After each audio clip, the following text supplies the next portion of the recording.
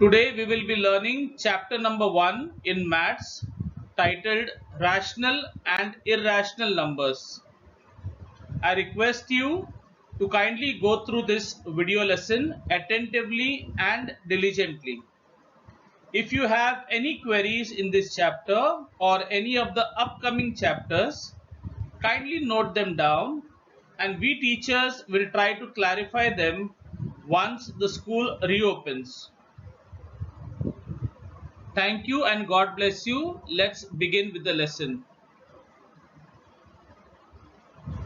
This lesson is a very important lesson because you will be doing this lesson again in the 9th standard in algebra. You will have a full lesson on real numbers. What is real numbers? Again, rational and irrational numbers. So what I am going to do today is we will be doing a brief introduction to this lesson. We won't go in depth. As I told you, in depth you will go only when you go in the 9th side, we will learn in detail. So let's begin. And as I say, I would like to suggest you that maybe next time when you see this video or you open any of my lessons, keep the textbook ready, keep a book and a pen ready and in hand with you, so that and if you don't have a textbook, a hard copy, you can download one soft copy from the eBalbharati website for your as of now, if you don't have one, a hard copy. And so let's go on to the lesson. So my dear children, as I told you, our first chapter is rational and irrational numbers. Rational and irrational numbers, they both belong to the group of real numbers. Just like we say metals and non-metals, they belong to the group of elements. So also rational and irrational numbers belong to the group of real numbers. Last year we learned about rational numbers in standard 7, chapter 5, operation on rational numbers. We learned about rational numbers. We learned the definition of a rational number. So how do you define a rational? What is a rational number? A rational number can be written, is any number which can be written or represented in the form of a fraction, m upon n, where m and n are integers and the denominator n should not be 0. So what is the condition? What is a rational number? The rational number word rational comes from the word ratio. So it can be written in the form of a ratio or a fraction, m upon n, where m and n, both the numerator and denominator are integers, and the denominator n, the denominator should not be 0. We will come a little later to irrational numbers, and of course as I told you, we will be doing more in depth in the next year. So under rational numbers, we have basically, to make things simpler, I have put here 3 categories of numbers which come under rational numbers: integers, fractions and decimals. So when I say integers, all the positive numbers, 1, 2, 3, 4, all the counting numbers, 0, and all the negative numbers, -1, -2, -3, all will come under integers. Fractions, as we saw, the definition of a rational number itself says that it has to be in the form of a fraction, m upon n.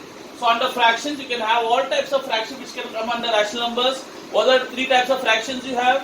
You have proper fractions, improper fractions and mixed fractions. Finally, we come on to decimals. So all decimals also are rational numbers. So under decimals, we have 2 types, 2 categories: terminating and recurring. We learned about these decimals again in standard 7. You had exercise or practice set 24, where you learned about you divided fractions, or you divided numbers, or there were some fractions given to you, and you were to find out whether it is a terminating or a recurring decimal. So what is terminating decimal? Just give a brief idea. When you have a fraction and when you divide a fraction, or when you have a fraction like 3 upon 4, when you divide 3 upon 4, you get the remainder 0 and the quotient becomes 0.75. So I call this is a terminating decimal. Why terminating? Because it terminates, the remainder comes as 0. So terminating decimal. But there are sometimes some fractions, when you divide them, the the remainder does not come 0, it goes on and on and on. For example, if I were to divide, simple example, 1 by 3, if I divide 1 upon 3, I will get 0.3, well, I'll get 0.3333, it will go on and on. It will never end. The quotient, the remainder, there will be never a 0 in the remainder, and the answer will go on and on. So that is what we call a recurring decimal. It recurs.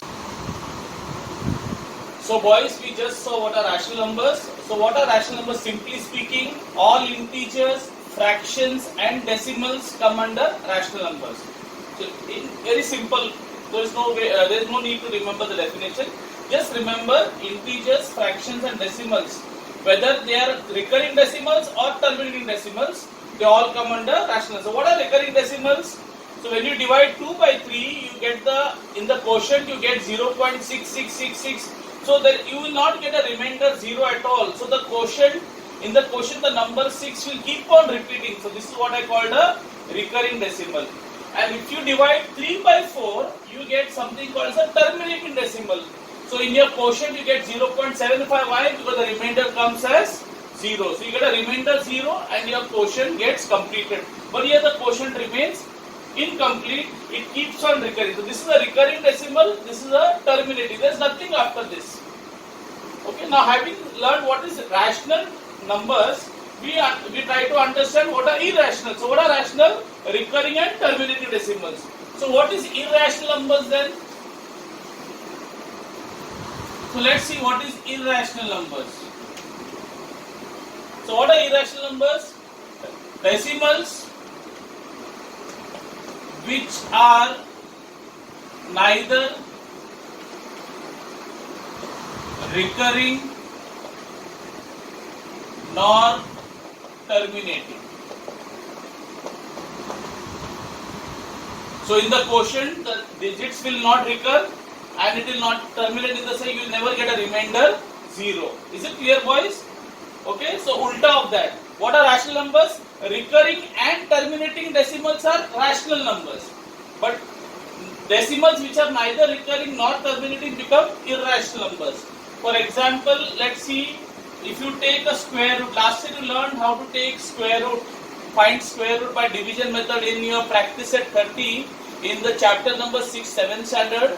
In the lesson of indices, chapter 6, you learned in practice set 30 how to find square roots by division method. But if you try to find the square root of 2, you will find the answer will never end.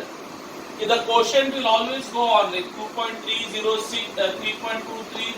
So if I find root of 2, you will get 1.4142.135. It will go on and on, but it will never end. That means it is. So you can see in this quotient, my digits are not recurring.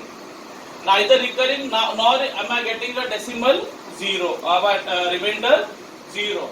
So also let's say example, root of 3. Root of 3 is 1.732050 and it will go on and on. But it is not. So if you see here, the digits are not recurring. None of the digits are recurring and neither is it terminating. Okay, is it clear, boys?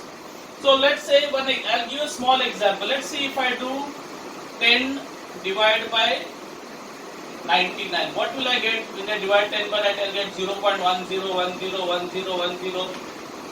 So what type of decimal is this? This is a recurring decimal. Why? Because the number 10 is getting repeated.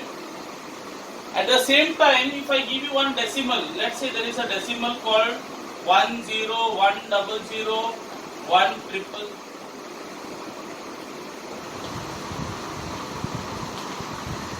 Here, will you call it a recurring or terminating decimal? What will you call this? Is it recurring? No, it is neither. It looks like it is recurring, but it is neither recurring nor terminating. Boy, be careful. So 10.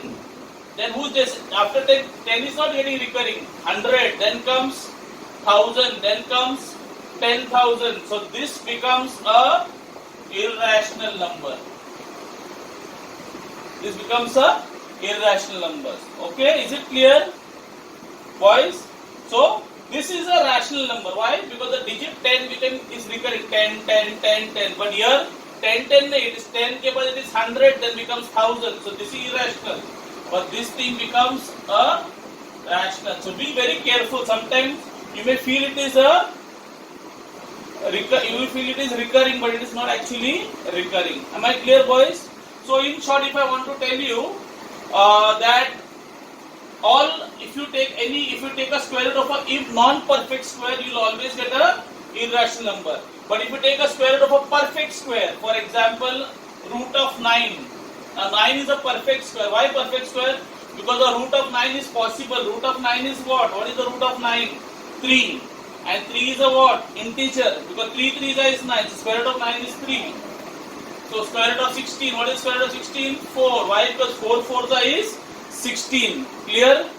Okay, boys? Am I clear? So these are root of 9 and root of 16. They are roots of perfect squares. That's why their answer is possible. But here you will not get a fixed answer. It is called so whenever you take a square root of a non-perfect square, it turns out to be a irrational number. So non-perfect square. Why non-perfect square? Because you cannot get a square root of 2 and 3. But you can get a square root of 9, that is 3. Okay, thank you, boys.